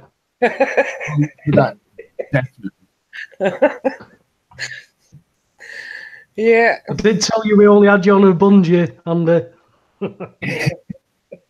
yeah, I mean, there has been so many other people through the years that I've spoke to that I've enjoyed. Michael Obanisia was fantastic. I think we got little bits in that interview with Michael that I've never heard anywhere else, and I was quite proud of that interview at the end. I thought, yeah, that's a keeper, that one. We've had some fantastic chats with Max Egan. Max is always a good speaker, but I think we've perhaps taken him down a few roads that maybe not a lot of other people have. Ollie Damagard, another great one. And Ollie showed his true mettle last time he was on, because I can't remember what he was talking. Some event that happened in Sweden. No, it wasn't. It was about the 7/7 event and Peter Power's involvement. Jason corrected him on something. Now, I know a lot of people who are putting out this information don't like being corrected, and they will plod on regardless and ignore any correction. Ole said, "Oh, can we just play a record while I check that out?" And he did. And after the record, he came back on and he thanked Jason for correcting him. And he said, "I'm going to correct that information because I hate putting out wrong information. Thank you, Jason." Brilliant. And there's just been so many others. I've always enjoyed speaking to you. We've had you on a couple of times, Joan. I think you've got a great perspective. And I think you're another one with an enormous heart, Joan. Because you really give everything you've got to try and help people, and it's not just on the radio. You do it all the time, don't you? Well, yeah. But I could say that's projection, Andy, because you can only recognise it in others because that's you as well. Oh, you made me. And I'm not going to get you emotional. I'm waiting for Jason's going to break down in tears at any minute. No, I'm all right, mate. No problem at all. I'm sound here. I've got. Listen, guys. I know I'm gonna keep seeing him and speaking to him, and you know, and I get. Listen, guys. Big news. I get my car on Thursday. My car is going to be ready on Thursday, so I am going to get my car. I'm going to be driving for the first time since May. So in January, you're going to expect to visit Andy, and what I'm going to do is I'm going to snatch all of your bush. I suppose friends can do that. Well, yeah, because then I can smoke it, and you know, I won't get cancer and all that sort of stuff. Yeah, it's interesting. You know, there's a lot of guests that I was looking today. I wanted to get a couple of sound bites, but I really found it difficult. And then playing sound bites through this it's a bit crap. So, but there was ones that I wanted to get was. In fact, I think I've got that one on YouTube, so I'll play that after. I'll leave that. But I wanted to get one where it's turn your mic on, Andy. Andy, your mic's muted. I mean, that has got to be one of the punctuations of this relationship that me and you have had for the last 3 years. He's muted now. He's choking at the minute. He's choking. I just muted it while I coughed there, but yeah. So how did you two, Jason and Andy, how did you two end up doing the radio show together? What brought you two together? You tell him, Jace. Now you tell them, Andy. It's your swan song. Well, it's a bit of a strange series of, I don't know whether you call them coincidences or synchronicities. It seems like there's a core group of people that have come into my life. I think you're one of them, Joan. Well, everybody on this call, Webby, Jason. There's Ricky. There's Dinny in the chat room. And there's one or two more in there that I won't mention because I don't want to embarrass people. But there's also bit players. They come into your life and you think they're going to be part of it forever. And then they introduce someone else who seems to be, and the first person disappears, and then the second person disappears, but they brought a third person into your life. Well, the third person was Jason. Right. A mutual friend called Frags, who, for whatever reason, doesn't want anything to do with us anymore. That's his choice, not ours. He introduced me to Jason in his garden shed. We were talking on Skype in Jason's garden shed, and he was on about doing a radio show. And we got talking, and he came and did an interview with me and Tom. And then I think we got Lennon Honor on. And Jason was a bit of a Lennon Honor expert, so we got Jason on to help out with that show. And then he did a couple more. And then when I decided that I didn't want to be part of Enemy Within, I wanted to plough my own furrow, I got Jason to co-host a couple of shows with me, and people were saying, Jason's brilliant, why don't you get him on all the time? So I asked him if he fancied it, and here we are. Brilliant. And, well, I mean, you've got Webby now, but I'll certainly miss the banter between you two as well, because you have some good banter. And that's important too. When we're discussing all the heavy subjects that we sometimes discuss, it's really important to have the banter as well, isn't it? If you don't laugh, Joan, you'd end up crying. You've got to laugh about this stuff because it's farcical now. You know, as we started the show off, that boys can now have periods. This is the height of mentality. It's just absolutely ludicrous. Paul, I used to teach sex ed as a youth worker. Yeah. Mm-hmm. What they're coming out with now. So you don't think this is possible then, Joan? Is that what you're saying? I remember one kid I had to draw, and I'm not a very good drawer. And I'd drawn up on the board what was supposed to be a vagina. And he went and asked another care worker, do vaginas have teeth? So I wasn't very good at that. Some do. Do they? Some definitely do. Vicious cunts. But I just couldn't buy into this. This was more about being safe, looking after themselves and everything else, because I did a lot of youth work, and some of the sites I've seen you wouldn't want to know about. No way on earth could I even begin to be complicit in all this nonsense. 67 genders. Come on. It's ridiculous. It's ridiculous. I mean, again, we can't get away from the mental health side of this at all. For me, you can't. And I know people say, well, you can't say this. I'm looking to get a guest on in the new year who 10 years ago, he was doing Saturday Night Live and hanging out with, he's living the rock star life. He then has an argument over Twitter because people that he knew was supporting somebody who was putting I don't know if it was a 5-year-old or 9-year-old child on beta blockers because the child was unsure whether he wanted to be a boy or a girl. And this guy was saying, look, that you're influencing that decision. Let the kid be a kid. My kid wanted to be an Autobot this morning and he wanted to be a dinosaur yesterday. Exactly. He said, let the child be a child. It's child abuse. And Johnny lost his agent. He lost his work. He lost his so-called friend just because of that. And he said Hollywood is an absolutely unbelievable mesh of evil and sickness that's going on over there. And diarrhea and vomit and sputum and gauze and shit and knob cheese. It is. That's exactly what Hollywood is.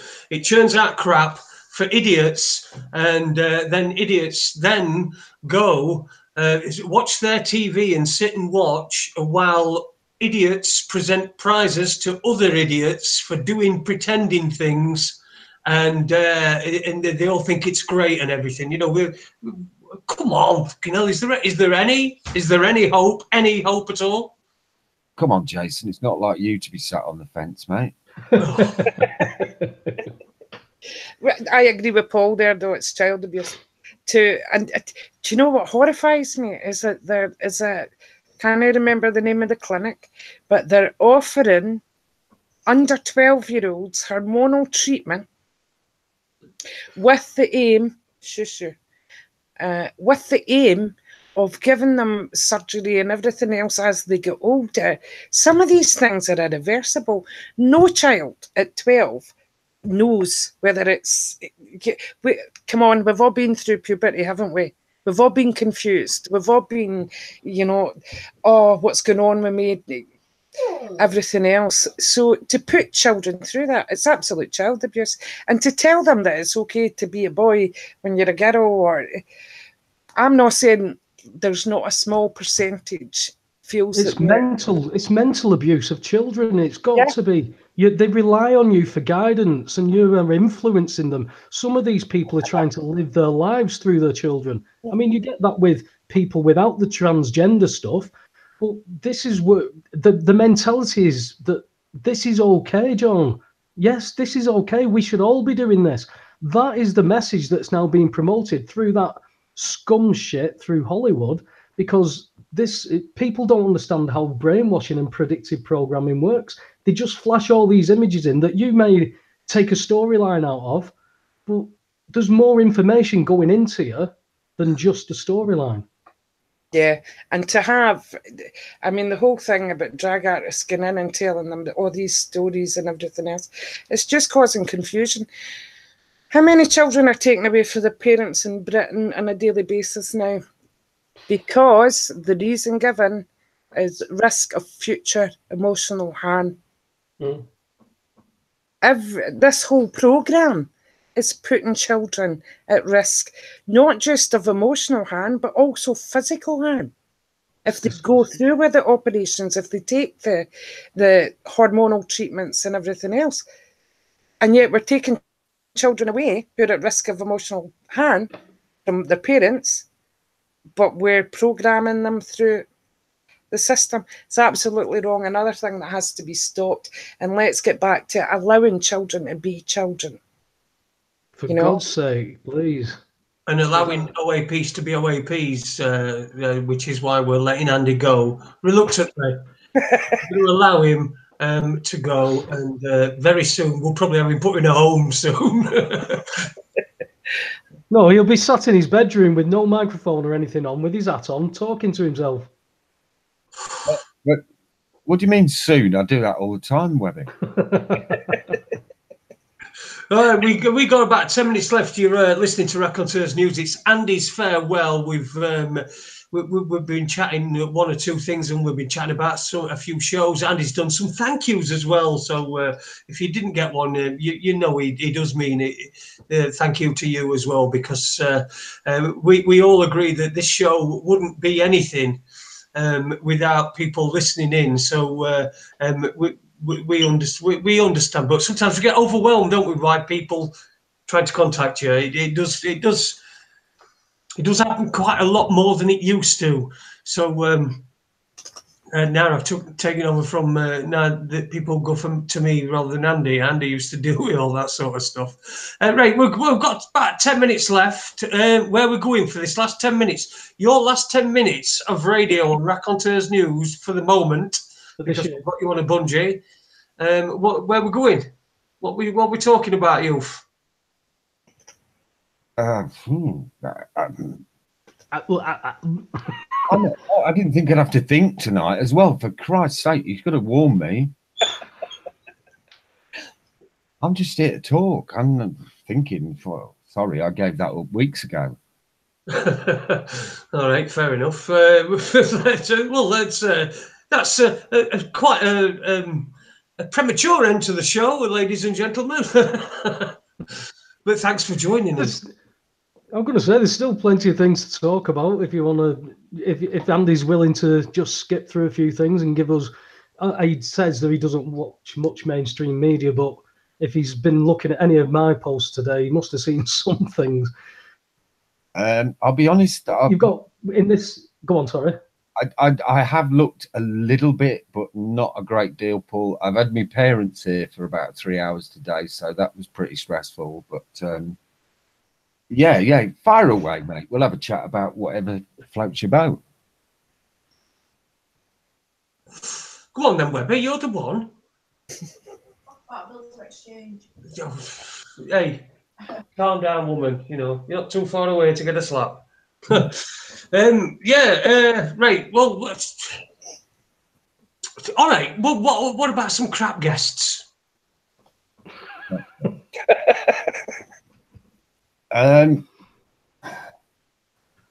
Jason, have you anybody in mind? I think, to be honest, rather than crap guests, I'd like to talk about the people who do what we're doing, and there's quite a few of them, and they talk the talk, and the Mr. Integrity, Mr. Generosity, Mr.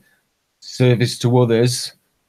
But when they switch the microphone off and they go off air, they ain't like that at all.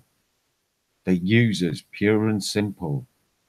They talk the talk, but they certainly don't walk the walk. I'm not going to name any names because I'm sure one or two of you will have sussed who I'm talking about. I know there's some of you that know exactly who I'm talking about, but there are an awful lot of people who are doing this who seem to be doing it. We mentioned before when we were talking about Richie about the ego thing. Now, I've just kind of been embarrassed because I talk a bit like a carrot cruncher, I think, northern, yokel. But there are one or two people, well, more than one or two out there who just get so wrapped up in their own ego that the show's not about giving out information. It's about making them look good. Yeah. And quite often you'll hear them, they've got a guest on and they don't let the guest talk. They're always interrupting and they're always talking over the top of them. And they're always, if the guest wants to talk about X, then they'll suddenly switch it mid-conversation to Y. I know I often try and throw people a bit of a curveball, particularly if they're so comfortable in talking about one thing. What about this? Let's just, because I always like to think we could get something a little bit different out of the guests that we talk to. And sometimes it worked, sometimes it didn't work, sometimes it fell horribly flat. I don't think I've had an out row with anybody online. I suppose the closest we ever came was John Irwin. One of the strangest interviews we've ever done, but I kind of knew that was going to go a bit weird from the start. I don't know. I don't know. The missing Raconteurs News show was quite eventful. Yeah, well, the less said about that, the better, I think. Yeah. That'll be like Jan Mulby's goal from the 80s. That goal, that show it'll be. Sorry, you've lost me, Paul. Yeah, I know what you mean. It were a miss, actually, the Jan Mulby's Villa Park you're talking about in FA Cup semi-final or something. No. United. He won the ball in his own half, ran 40 yards, smacked it in the top corner, 1-2-1. Well, the BBC was on strike. The BBC was on strike during that season, so there was hardly any football. Well, yeah. The John Irwin one from. I don't want really to comment on the missing one, the missing Raconteurs News, but I'm sure there'll be now. right now as we speak, there'll be people searching for it. Yes, yeah, there is a missing Raconteurs News show. Go on, Andy. Well, yeah. When you say missing, it's not entirely missing because we're out on loads of different platforms. I can't remember them all now, and I think Stitcher was one of them. Various different podcasting platforms, including iTunes, and I haven't got a bloody clue how to delete stuff off there, so it's still there. Oh, it'll come back to you, Jason, when you're mayor of Sheffield. yeah. I'm not Rwandan, am I? So that's probably not going to happen. Anyway, listen, we've got about... Sorry, Jen, just to finish off what Andy was saying, you were talking about the egos and that, and people are different when they go off air because it's all about them looking good and everything. I'm only speaking from the experience with you guys, but the fact is that you've been through your tribulations, Andy. You were homeless at one point. You've seen the floor firsthand. Jason has been the same. I've had everything stolen off me, been made homeless, and that gives you a humbling experience that I don't need to be better than anybody because this is happening. As again, it happened to Michelle Young, worth 800 billion, and it happens to people with nothing. So I think it's stuff like this when we come on and we talk about it. It's because you're coming from an honest point of view. You're not you're not trying to sell yourself. We're not trying to sell Raconteurs News.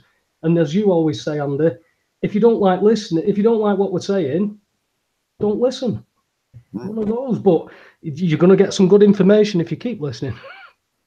Well, that's it. And if I can give one final piece of advice, it would be that when you come across people like this, and you may kind of spot them a mile away, or you may think they're wonderful for a while and then suddenly think, oh, well, hang on, that doesn't ring true.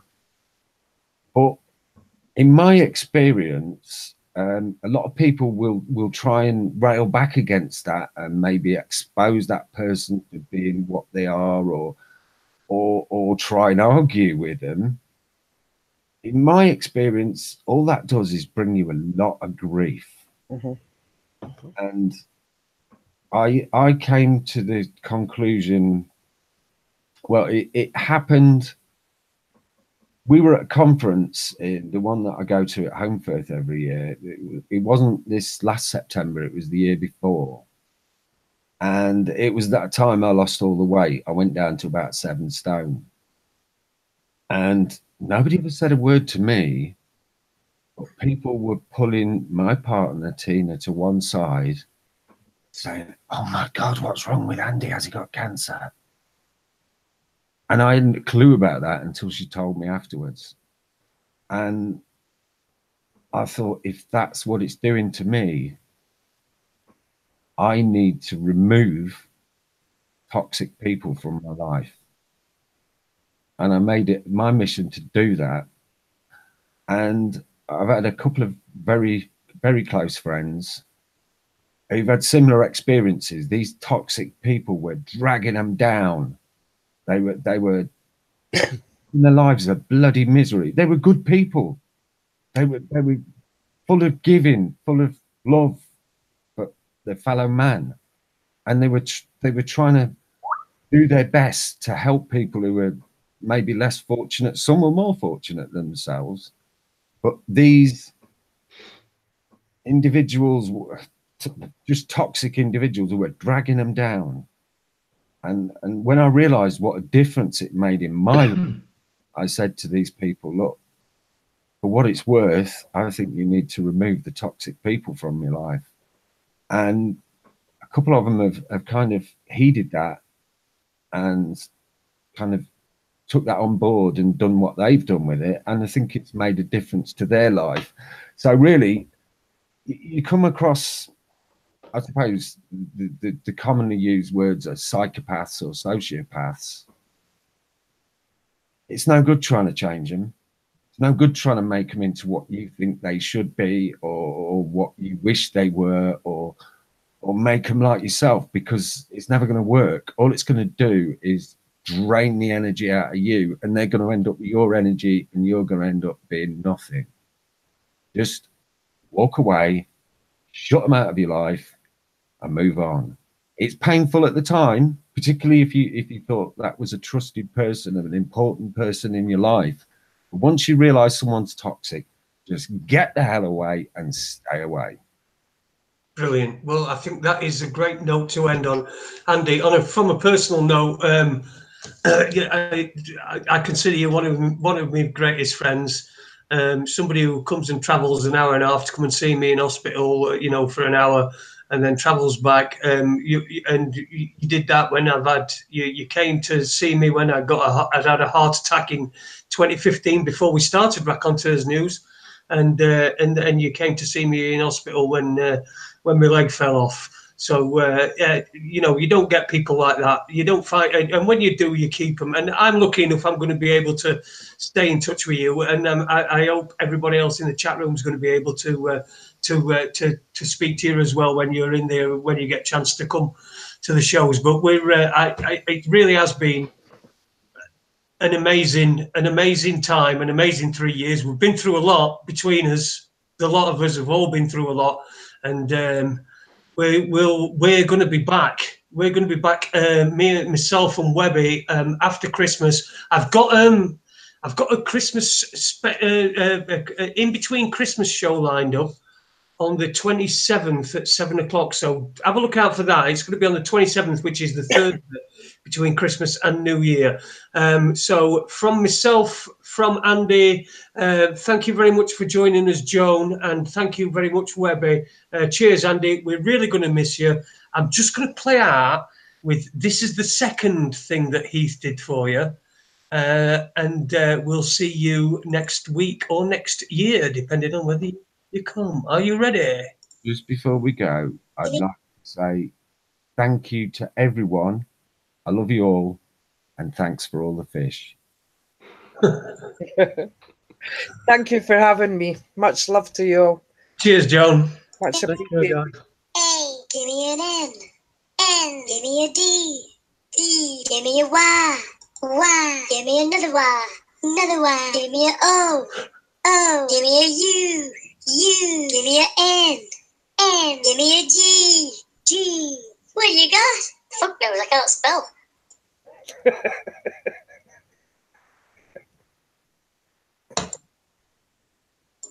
Fucking hell, I'm trying to get this to play. I'm trying to get someone to play as well. Anyway, I'll just say what I was wanting to play. Thank you for listening, because if it wasn't for you, it'd just be us sat here talking to ourselves. See you. We don't see you before, well, we won't see you before, so have a great Christmas, everybody. Stay safe, stay happy, and be satisfied with just everything that you've got. Cheers. Ta-ra a bit.